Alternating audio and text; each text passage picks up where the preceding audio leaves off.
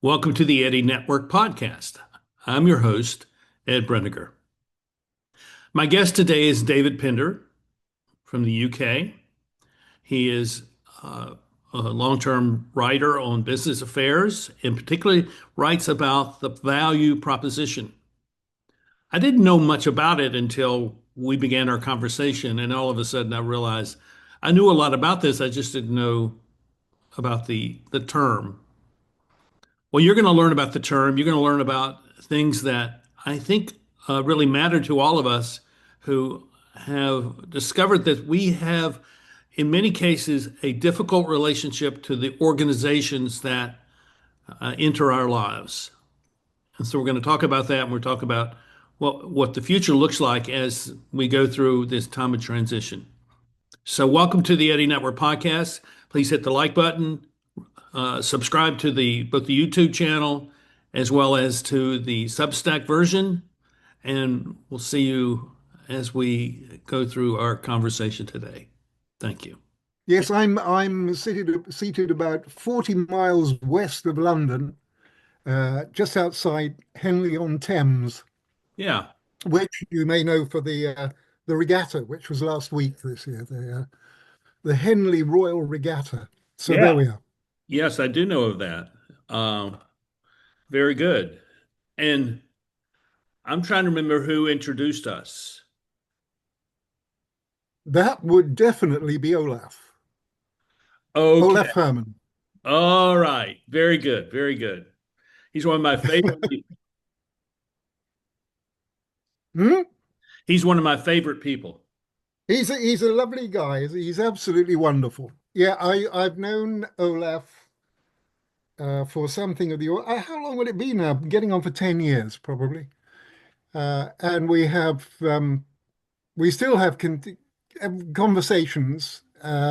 We program in a conversation every fortnight, and we discuss and debate. And I've watched the evolution of his thinking on the meta-relational work that he does. And I hope I've helped a bit at times. Well, I'm sure you We, have.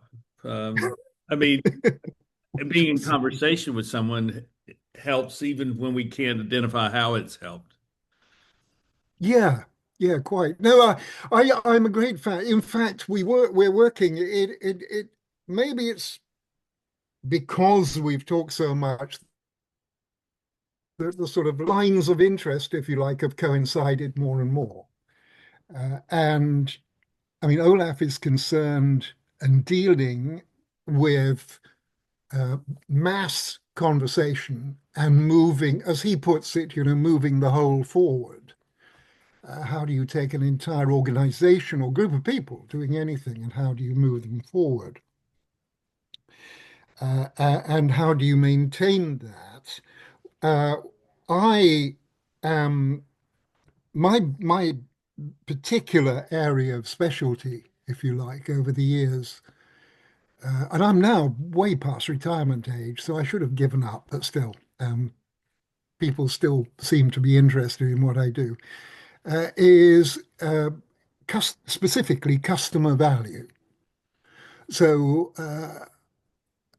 back in 2009, I co-wrote a book on the value proposition.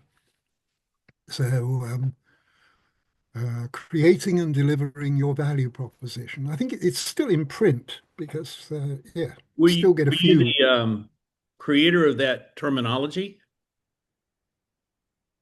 The Well, no, the value proposition, the idea that was actually created by a guy called Mike Lanning, who is in Atlanta, Georgia. uh-huh.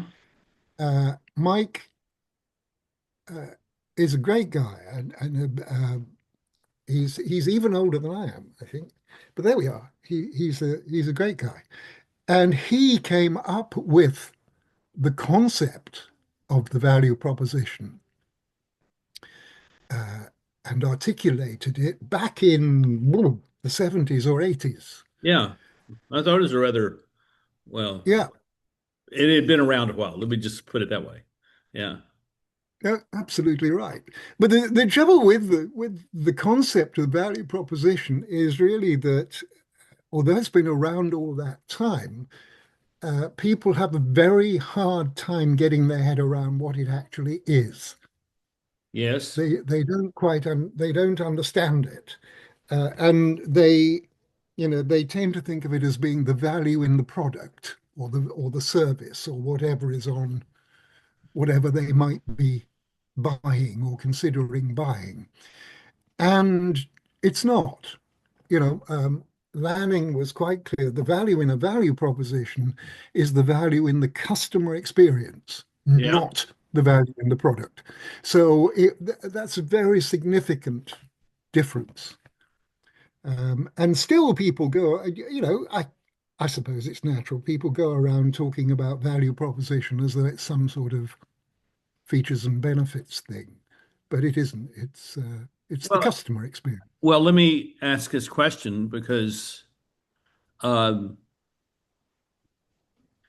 the thought that crossed my mind as you were describing that was how often, and this was really true for me during the 20 years I served as a consultant, organizational consultant, that that the customer experience I had with my clients was excellent, but the response to what we created was poor. And what I discovered was a a huge kind of hidden resistance to change at the level of, well, now we know what our problem is. I think we can live with it instead of having to change it, And I think there's a side to this. I'm just suggesting. I mean, I'm curious as to what you think, where the value proposition is the customer experience, but also the customer's response to the experience. What is the customer going to do with what they perceive as this, high quality experience that they've had? Well, that's true, but you're really dealing with I think with a slightly different aspect there. I mean, Sure, I'm the sure I value am. proposition, yeah, the value proposition itself was intended by Lanning and subsequently the work that I and others did to be an expression of to say to people, if you're going to people don't buy.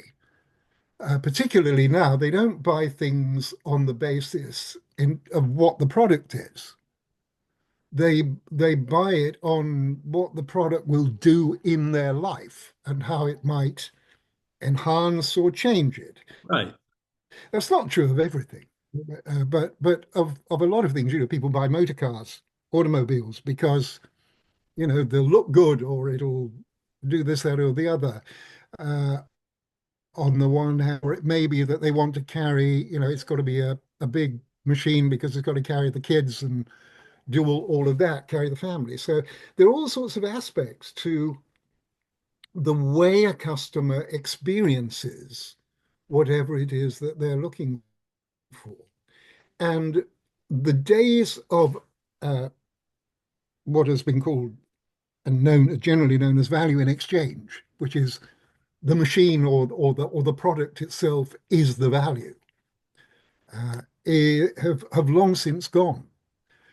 It's much more complicated now, and people are much more invested in a way in a lot of different aspects of what they will get from buying something. Um, I always use the example because bookshelves. You can somebody will acquire or build bookshelves because their wife, partner, whatever it may be, um, says, I can't stand this mess. There's all these books all over the place. Just, I don't like it Come untidy, to my house. And yeah, I get that problem. That's why I mentioned it. But also, that's quite different from uh, the person who loves books, who wants shelves to display them. So Right. you're looking at two entirely different outcomes, really. One is to save my marriage because or my relationship, because if I don't, he or she is going to kill me. Um, the other is I want to show off what I've got.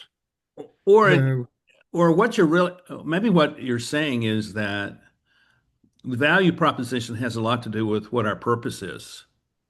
The purpose of the yes, shelves could be to satisfy my wife's need for order, or it could be that it satisfies my need to display the things which have been influential in my life.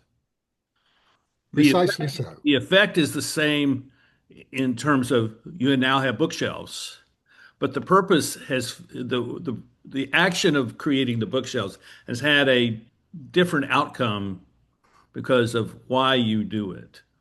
Yes. Yes.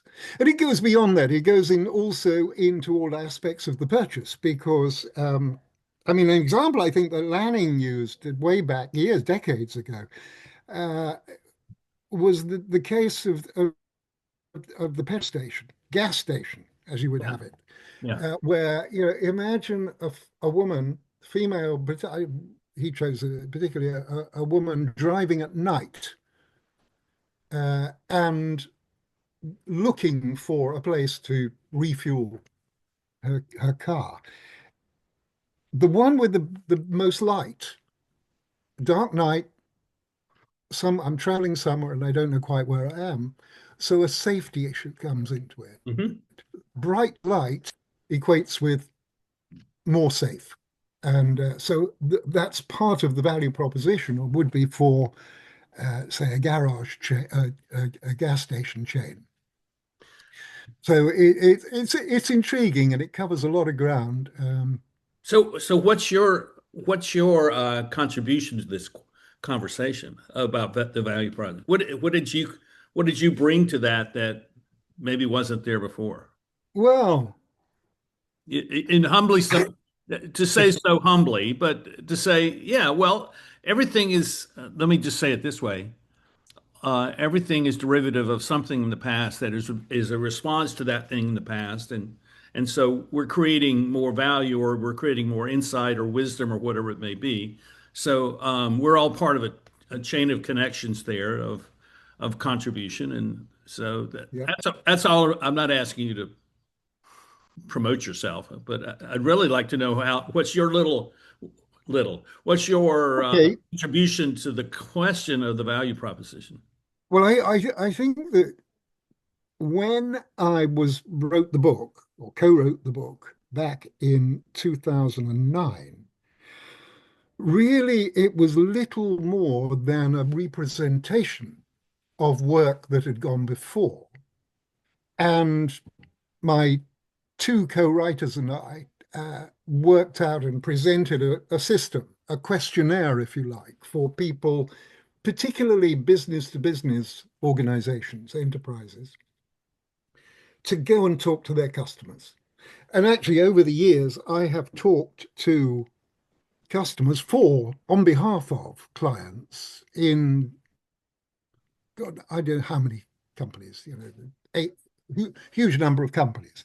And to go and talk to their clients about why they chose something they're getting and their feelings. And I always come back to the client, and it's always, without exception, a surprise for the client to find, hang on, they're buying it because of what? And it's something that they hadn't usually had not thought of. So I think that work, although I'm very proud of it, was little more than what already existed in a way, except we were sort of smartening it up a bit around the edges, if you like, and bringing it up to date. But where it's really changing is right now, because we go through. In fact, I'm putting a whole load of stuff together at the moment, which is to try to explain. Um, business, the whole world of business has gone through a series of phases Hmm. over the past couple of hundred years since the Industrial Revolution. Right. And first of all, value was all in the product. It was this customer in Right. exchange thing. So Frank, you'd buy the lawnmower because it cut grass. You'd buy the mousetrap because it caught mice. Whatever the product was supposed to do, you would judge it on purely on that, on its applicability to the task that it was supposed to be. Later, then things started to change in a rush around, I don't know, 1980, 1990, Hmm. when, and it had to do partly with the arrival of and the beginning of digitization and digital availability. That the use of a product could be extended. So no longer were you just looking at the product qua product, but as the product as a means to do something else. So I don't know, if you were in, let's say, photography, you would buy a camera, but it might also come with training to help you do specific things. What do you want to do? Are you going to photograph wildlife, or are you photographing people? Are you photographing landscapes? You know, those sort of things. And it would help you achieve a better outcome or better set of outcomes. Uh, Now we've gone recently, very recently, we've shifted another strange and unexpected move, really, because we've gone into an area now where people assess value in a far broader way. I mean, it's a lot more complicated now. Um, Very often, because everything's become combined, or it's all jumped in together. Business, social, political issues are all lumped in together. Um, and you've seen some of that, in the States. You've seen, A lot of it. Yes.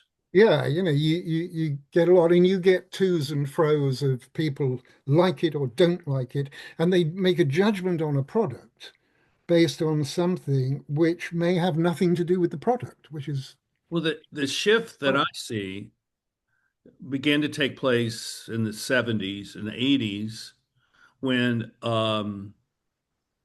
the the consumer purpose of buying the product shifted to some sort of um, social uh, stance or social perception that people would have of you. So here I grew up in the South, and here we have like you have Formula One racing in Europe. We had NASCAR racing, and in the '60s, you would buy a car based on who your favorite driver was. Um, right. And Yeah. so your identification, so your identification with a symbol, it could be a political symbol or it could be a sports symbol or a personality. That had a lot to do with your consumer choices, is what I saw that early on. And so let me give you one more piece of that. So I made a decision long ago. I'm probably close to your age, and that I would buy a car that I could keep for 10 years, and I wanted to get 200,000 miles out of it or more. And the car I have now, I've had 8.5 years, and I just crossed over 175,000 miles. So the value proposition for me is not with the salesperson, but with the service department. And 20, 25 years ago, when my family were together and we lived in a different place, we ended up buying a number of cars from a particular dealer because of the way the service department took care of our cars. It wasn't that Yep. the salespeople were very accommodating to us. It was the service department, and and I realized that that dealership that we went to depended on the service department to keep them afloat. Right. That's a very good example. Very good example. Yes. And Yes. so this is what I also see, and I'd love to know what you think. What I have found is that these large corporate, national, international companies have abandoned service as a criteria for their relationship to the customer. And it's, I have a story to tell. I'll tell you at another time. But what I see is that they there's this shift that's taken place where the value proposition is, in a sense, kind of tossed out the window. It no longer matters. All that matters is the repeat business we get because our products do not last. And so Yep. so No, what?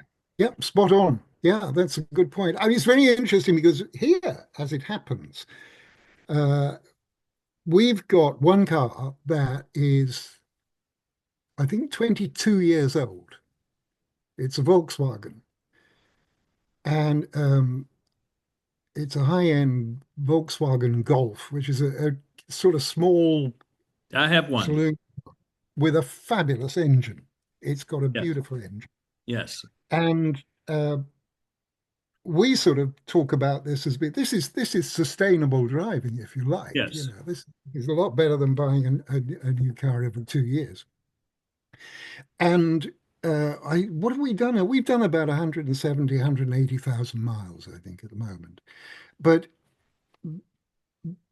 although the automobile companies, the manufacturers, have ditched this area, we have, as it happens, a local garage that really loves this and really specializes in this and keeps cars on the road. So they compensate for the fact that the manufacturers have gone one way, and some people have a different value proposition in mind, and that's what we do. Well, So yes. I am in total agreement with you. I have a Volkswagen Golf, all tracks, all wheel drive, and I bought it um, Hmm. 8.5 years ago. And I'd had a Volkswagen Jetta wagon before that. There was a diesel, so I had to turn that in. So I got this new car, and it's been outstanding. Now, I found a shop that only works on VWs and Audis, and I've been going to There you go. Yep. for Yep. 5 years, and I've done almost 100,000 miles, put almost 100,000 miles on my car since they began to service it. And so they know my car. And I was just there this week, and they said, "We have some issues that you're going to need to address." And I said, "Okay, next time I'm in, next after 5,000 miles, come in for get my oil change. We'll take care of those then." And I have the utmost confidence. So I will never probably ever get rid of this car. I may buy another car, but Right. this. So here's the question that I think we're identifying here is that there is an opportunity for small businesses to capture some of the customer interest that was lost by these large companies no longer interested in the customer itself. But if they do like what your VW shop and my VW shop does, then yeah, they can do pretty well. Yes, they can make a good living out of that. It's interesting. But it is fascinating to watch these subtle shifts of dynamic in the buying processes. Why people buy things? What is the Yeah. value proposition in each case? And uh, not coincidentally, it just occurs to me to say that at the moment where it's going is where I have a lot of conversations on this with Olaf Hermans about the mass relational thing, because um, there is a concern that we are, so to speak, dehumanizing our existences. Hmm. So we need to look at that and work out, because if you put a bunch of people together, they'll do something. They're not going to do nothing. That's right. And so the value shift has gone again somewhere else. Well, I think that people, I mean, it's just what I see. Um, I think the people who are at that upper level of decision making with large companies who who are looking at the value proposition as a secondary consideration now. Let's put it that way. And that the financial proposition is the primary. And so they're looking for ways to cut costs and increase revenue and and many of their decisions are really bad decisions because they Yep. fail to understand that human beings want there's something in human beings about wanting to be loyal to someone who is serving them. And your VW shop and my VW shop, I'm loyal, you're loyal to them, I'm loyal to them because they know my name. I walk in and they know me. And Yep. so I think that when if those large companies fail, then the people who understand what you and I are talking about and what Olaf is talking about, they will rise to the occasion and they will create the new structures, new business structures, which allow for that kind of revived value proposition um, to happen. I'm sure that's true. I'm sure that's true. Yes, they will, because So, yeah. so let's make this really practical. So let's say a business owner is listening to us or watching us today, Hmm. and they want to understand. Um, let's characterize them as people who know how to run a business, but they also feel some pressure to change, and they don't know how to change. And this is one of those places where they can change. So, what would a business owner say? Say a car shop or a laundry or a flower shop or someone who has a small business. How do they come at this thing and see the opportunity to do make some changes that actually enhance their business? Oh, well, that's easily. They need to do my wonderful value audit, Okay. customer value audit, which is it's astonishing how few interviews it takes usually to get some consistency arriving. So it depends on whether they are business to business or business to consumer. Uh, Yes. but one go, it is a survey, and I'm actually I'm in the process of actually online as a quite easy to follow little course for people. So this will be coming up in about 3 months' time. But how do you do it? You've got to go and talk to your customer. Your existing customers are your most valuable asset, always. Uh, and if actually quite a simple little audit, a little questionnaire, can quickly release from people will happily talk about the things we're talking about. But they wouldn't dream of talking about them unless it was raised in that way. These are not things they think of. They think, oh, that's obvious. Well, Why should I talk about that? So yeah. do the audit is the answer, and I'm trying to make it easy for people to do that. So, Um, what kind of questions are on the audit? What are you at? What are you looking for? well, what you're looking for are questions into if you're talking to an existing customer, how did that relationship come about in the first place? Uh-huh. What was the reason? Why did you choose, and why did you find this supplier of whatever it is, and what was it about them in particular that you chose, and what were the key factors? Can you know give us a what were the top three reasons? Can you find are there three reasons why you chose them and why you stayed with them? And so you can do that. First of all, establish why they went there and what they get. What are the drivers? What do they think? How does it square with the marketplace as they understand it? And what is going on? And it goes along through about 6 or 7 brief. It's not terribly long. You can do the whole thing in sort of half an hour, 35 minutes.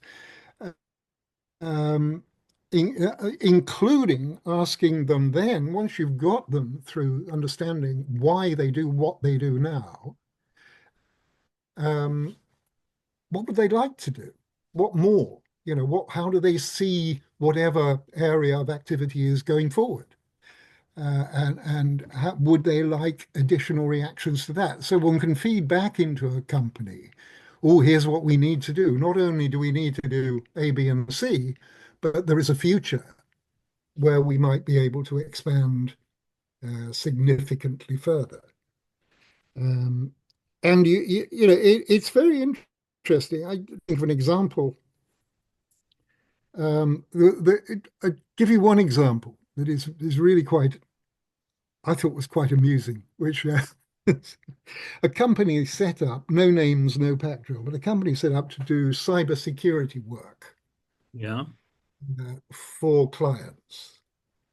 And the cybersecurity company had um, managed to recruit, had made it their business to recruit a small number, sort of handful, of some of the really, really, really best, well-known, most well-known people in that sector. So, one guy had cracked some Chinese piece of jiggery pokery or whatever it was. And they were all known now. So this was all very, very good. But the company that owned it wanted to sell it, wanted to sell the company, and had promised this handful of stars, if you like, a big payout, uh, so that they would go off with each with a back pocket full of money. Of course, talking to the clients, what the clients liked, the value the clients liked, and these were cyber geeks, was the access to these people. Hmm. So it made the point, hang on, look at your big strategy is to pay these guys and get rid of them when you sell the company. But if you do that, it's valueless because they are the value as far as the customers are Right. concerned. That's right. So, and the owner, when talking to you, went very quiet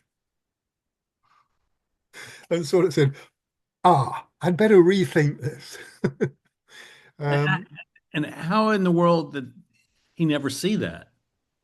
I do not know. It is extraordinary, isn't it? I would have said, yes, it's extraordinary that he didn't, but he didn't. And he was quite confident. And he was a very successful chap, quite confident going that this would go forward fine. And so, hang on, you're just going to gut your company.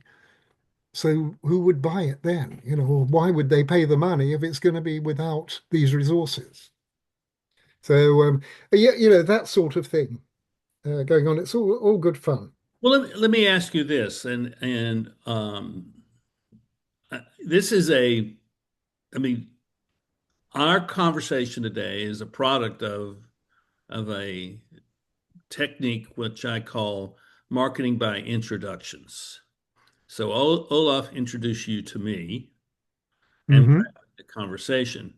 Um, I came to this idea, and I don't know if it's original to me. I've never done any research on it.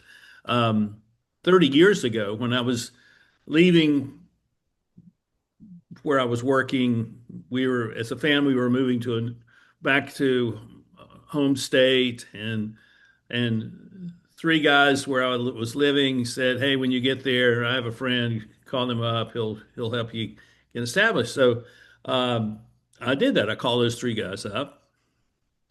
And I said, so and so says I need to get to know you. I'm new here and I'd like to come tell you what interested in doing. I'm going to be a leadership consultant. And so I went to see them, and each one of those guys gave me between 10 and 15 names and phone numbers. And I called them all up. Right. And what I have found in the 30 years since then is that almost all my business has come through someone else knowing me, and someone Right. else, that same person knowing someone else, and they think that the two of us should get together. And the whole premise of the podcast here is let's build a community through introductions. And because see, you come to me, and when you tell me that Olaf is the one who introduced us, I don't need to know anything more about you. You have my respect because Olaf carries such a high place of respect and credibility with me that anyone he would recommend to me would come at the very highest level of appreciation. But I don't see that happens a lot, but needs to happen more, I guess is a way of saying that. What do Hmm. you think about how, I guess my question is really this, because what we're seeing is a shift from the conducting of business as a set of mechanical processes to the conducting of business as something that happens between people in relationship with one another.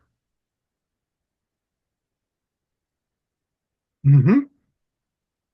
What do you, I, what are your thoughts about that? yeah. You, Well, my immediate thought is that this is absolutely amazing. There is a synchronicity of yes.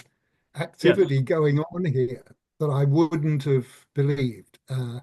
I have, I've got to be careful. I need clearance before I talk more about it, but I've got a meeting within the next 2 weeks with someone who has set up an organization to do pretty much what you suggest, which is to expand activity by all the people it's who you know. Why don't we use, and he's got a network model that feeds out. Hmm. And I can tell you more about that in the future, but difficult to talk too much about that yet. But I think this is crucial. I mean, this is big part of the bigger picture. As it seems to me, that the world we're creating thus far is what I hate about it. What I find profoundly discouraging is the level of bureaucracy everywhere. We seem to be building in our politics, in our business life, in all manner of things, a bureaucratic framework of the likes I've never seen in my lifetime. I agree. And yep, Great. Oh, beef yeah. on that. Yeah, Oh, and it is assisted by digitalization, yeah. because digitalization it is absolutely amazing. It's wonderful. It enables us to talk now. But it insists that you do things in a particular sequence and a particular way, and you don't, best practice is the way you must behave, and you don't think of changing from that. And that's inhuman. 25 years ago, I saw what you just described, and I was a new consultant 5 years into it. I had not been a consultant. I had never had a business class. I just had been working in a variety of settings, and I just saw things. I just saw things, and And what I realized was that the way organizations were organized, I mean, this is 25 years ago, basically had set them up for failure. Ultimately, they're failure, and they will, they will come to their end because, and later I came to this language, they had separated authority from accountability. Yes. And so the authority or the power of the company was held by the people at the top, but they really weren't accountable. They were just the beneficiaries of the system. And they created all these layers of administration as a way of protecting them from the real consequences of a failed business model. Yeah, absolutely.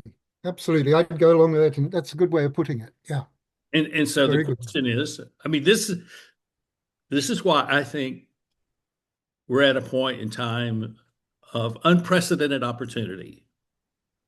Because Mhm. when these things begin to fail, and they're already failing, um, it's the opportunity to step in and create something different. And I think it's something that's up much on a much more human scale, which allows for a lot more flexibility, a lot more adaptability, things like that. All those words that we throw around, it's ironic that we throw them around inside of large businesses where they're just language. They're just signals, but they're not really real.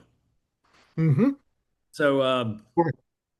so I'm not saying fail faster, but in a sense, I'm saying fail faster so we can get on with the business of creating the next era in human civilization.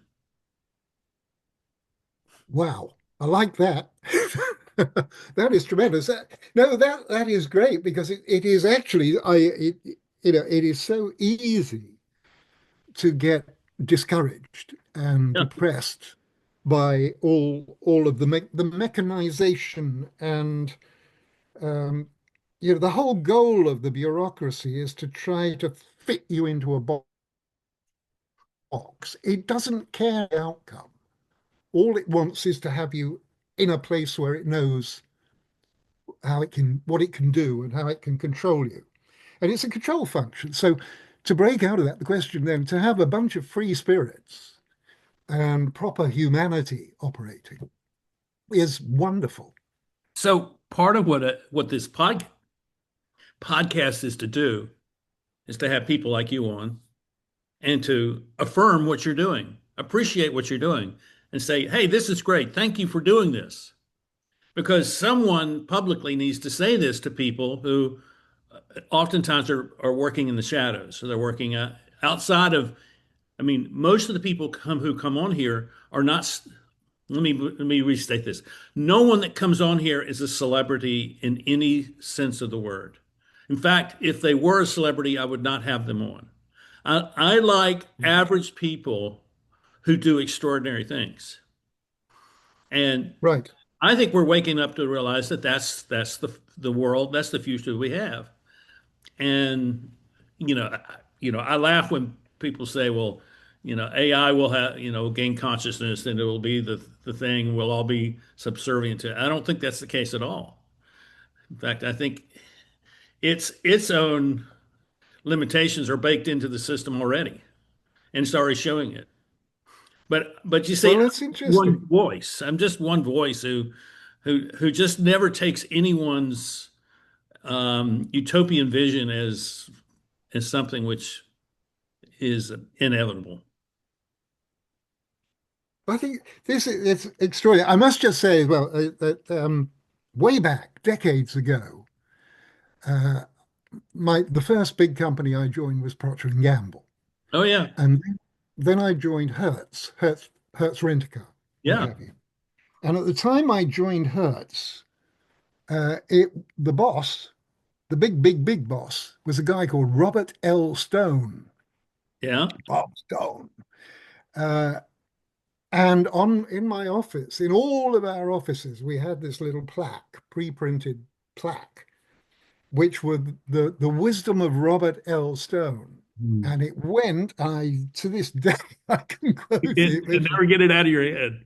the opportunity for distinction is doing ordinary things extraordinarily well. Mhm. The opportunity for distinction is doing ordinary things extraordinarily well. And you just said you used almost those exactly those words. And if we can get back to a point where that is valid, I think that would be a consummation devoutly to be wished. I see it. I see it everywhere I turn. I mean, it's in the smallest things, in the smallest places, and it happens in the simplest interactions with people. And it's and I'm just an observant guy who sees things and tries to make sense of them and encourage it to happen. So, there's kind of an awakening happening, been happening, I guess, for 2 or 3 years now, of people wanting to think more and more about what it means to be a human being, and human civilization or human society, and there's no real standardized conception of that at this point, which I celebrate. I don't like standardization. I like diversification. Hmm. Yeah. But it's interesting because what people are saying is that there's a lot of good things out there that we just miss because we're focused on the mechanics of life. Brilliant. Well, I listen, this is hugely encouraging. Well, I'm I glad. think. Well, I Thank you. think okay. So the question is, okay, let's take this into the future. Let's Hmm. take these ideas that you and I have shared, and let's talk about um, 10 years from now, or even further out. But what is it that the value proposition will look like? For example, I have a grandson who's just a little over 2 years of age. So when he turns 21, so we're talking 19 years from now, let's just say 2 decades, Hmm. what is the value proposition going to look like for him? I don't think we really know, but No, I think it's a good question to ask. it is a good question to ask. It's actually one that I'm sort of working on now on paper or on screen. I'm trying to articulate uh, what what might come out of this, if you like. And Yeah. it's difficult because I if we make the assumption, let's make the assumption because it appears to be unquestionable now almost that AI becomes more and more intelligent, if you like, or more and more Yeah. knowledgeable, or more and more capable. I granted that. Then what would we believe that will happen?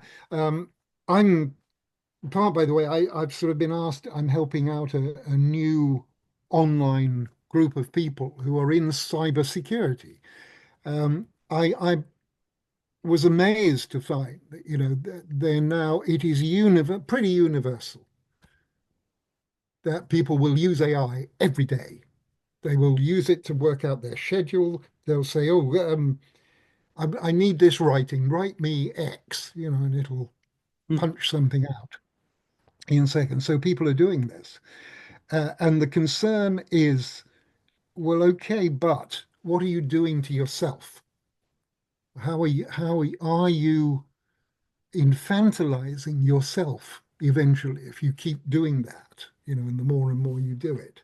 So how are you going to overdo that? And I think the answer is one of the way we are talking now, and the other outfit, the other organization that I've mentioned, um, is that we will consciously select individual groupings and um, we will reach out to people more and more, and we will create more human relationships. Now, I'm still some way off an expression of how that might happen, and perhaps never get there because who knows? It'll be after I've gone. Um, but it is deeply interesting to see how it will come. I grant you.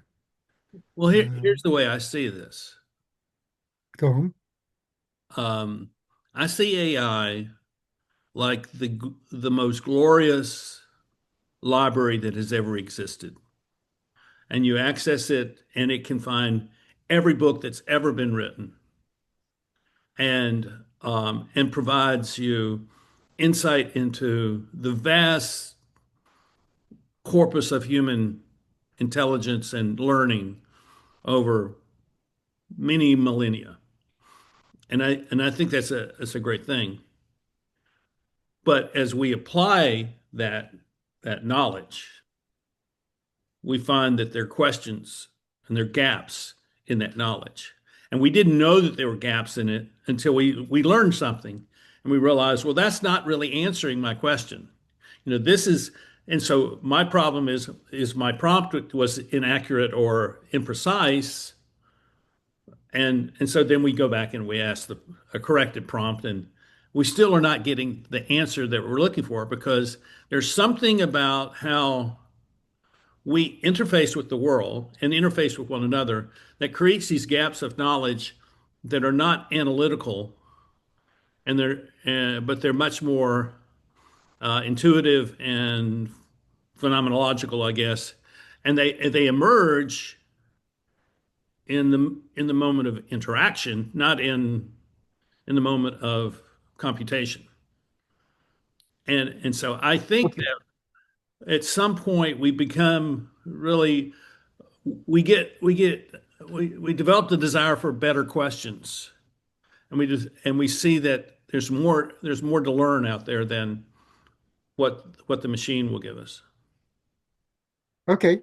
Well, that's very good. That's very good, and that's encouraging, and would seem to me, yeah, I'd go along with that. That seems right. But I think also what we have to do is what you are doing.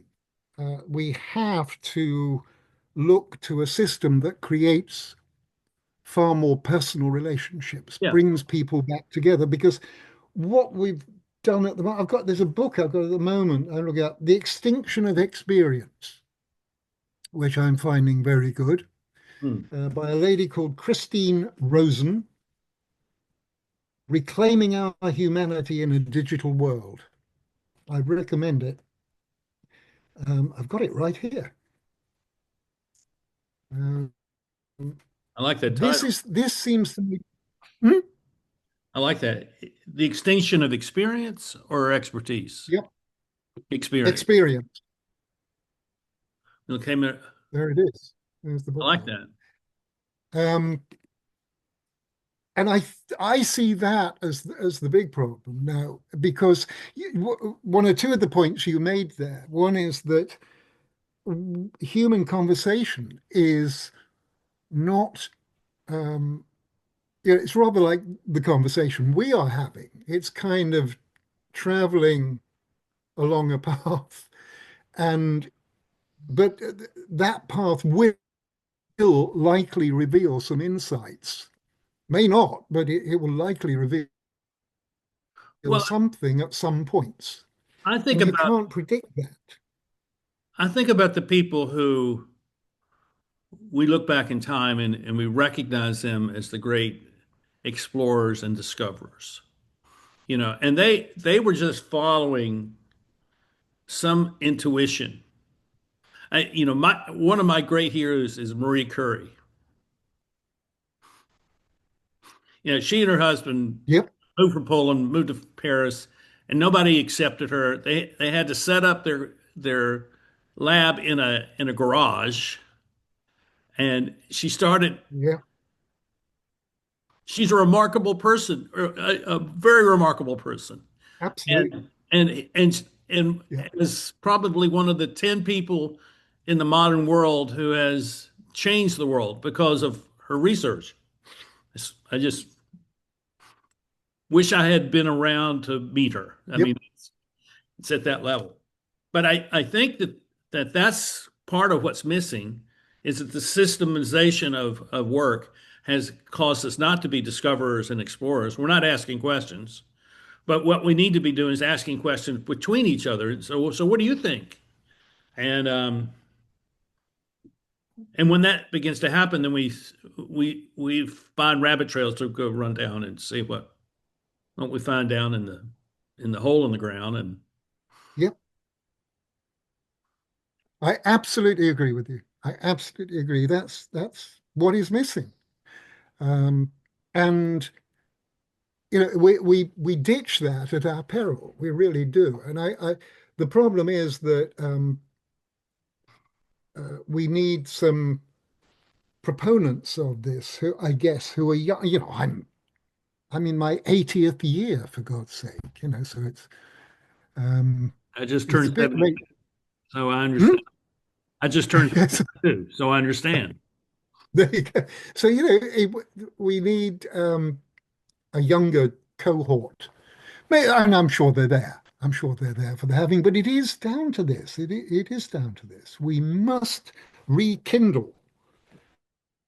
Um, you look at people these days and they are lost. They're lost in this tiny screen or whatever they have in front of their nose. And very often they're present but absent. And presence, we need to re-inculcate presence between people. I'm not sure people know what they know and or are aware of what they've learned in the course of their lives.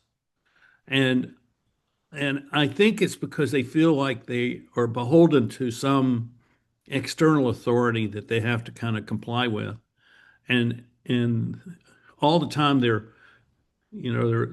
riding on the train into work and they're thinking about things. And when they get to work, they're back into their work mode. But all that processing is going on in their heads. It's still there. It just needs to be tapped into. Mhm. It gets Yeah. tapped into by simply having conversations. Well, that's absolutely right.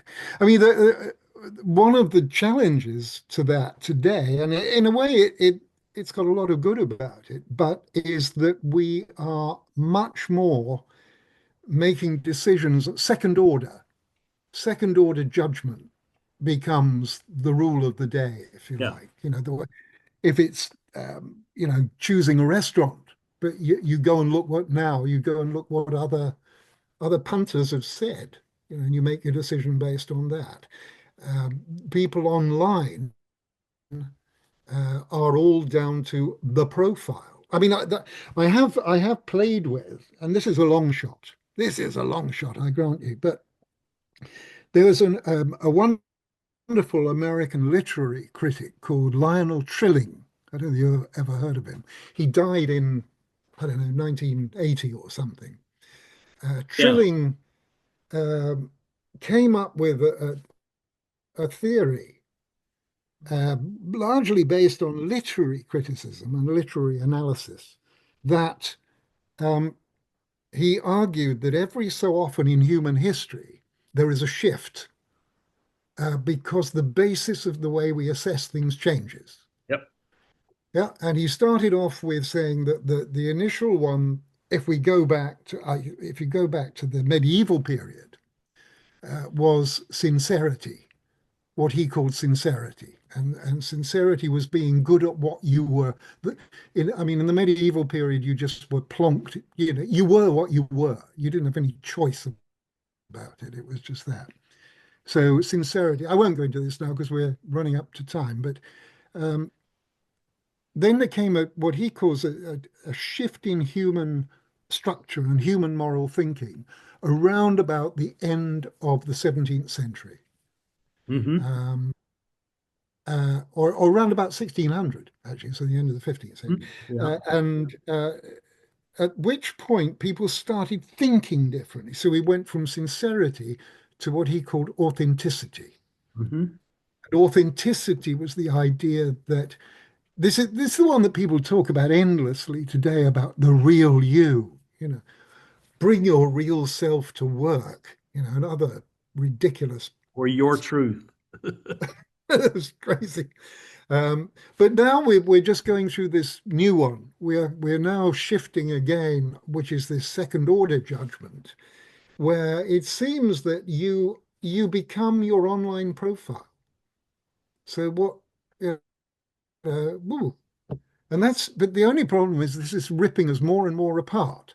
So long live the policy of bringing us back together again, as you've outlined. Well, there's a lot more to talk about. We've scratched the surface, and maybe we should do that again because obviously we share a lot in common. It may be our advanced ages, I don't know, but I think um, you know it's a very interesting time. Let me just say that, and I'm glad to have Mm. had you on. And ask you to send me what you would like for me to put in the show notes so people could find you if they want to find you and read your book or um, whatever you would like for them to do. If Okay. you'd like conversation, we can set that up too. I mean, whatever we need to do. So I'm grateful that you That's, came I on. think that's great. That is great, Ed. And, Do you feel you've got what you needed? Have you? oh, far Are beyond my expectations. oh, great. I, Oh, I good. I don't have any, but you see, I don't really have expectations. I'm just going to talk with the person about whatever emerges in our conversation. Because I Okay. want that person to feel like they're not in a mechanistic podcast structure. It's unscripted, and you know, I mean, we could have talked about bookshelves the whole time. We could I have to buy more indeed. bookshelves. I moved into a new house last year, and I thought I had enough bookshelves, but I don't, and by a large margin. So Ah, that's coming up later this there summer. you go. But that's a good thing. That's a good thing. Building bookshelves is one of the world's great projects always. Yes. Yeah. Excellent. Well, thank you very much, and I hope you found that our conversation today was worthwhile. If you know someone that you think would benefit from it, please send them a link. And introduce them to the Eddie Network podcast because as we do introductions like this, we find that it's not just introducing a thing like a podcast. It really is introducing the idea that we care about one another and what we do when we share things like a podcast episode. What we're doing is we're saying I think you're going to really like this. And I think you're going to benefit from it. I think when we build our relationships around being mutually beneficial to one another, I think we find that these things really matter. And I think this is one of the things I take away from my conversation with David Pinder today. So thank you for watching. Please hit the like button, subscribe to the YouTube channel as well as the Substack, my Substack, and we'll see you next time here on the Eddie Network podcast. Bye bye.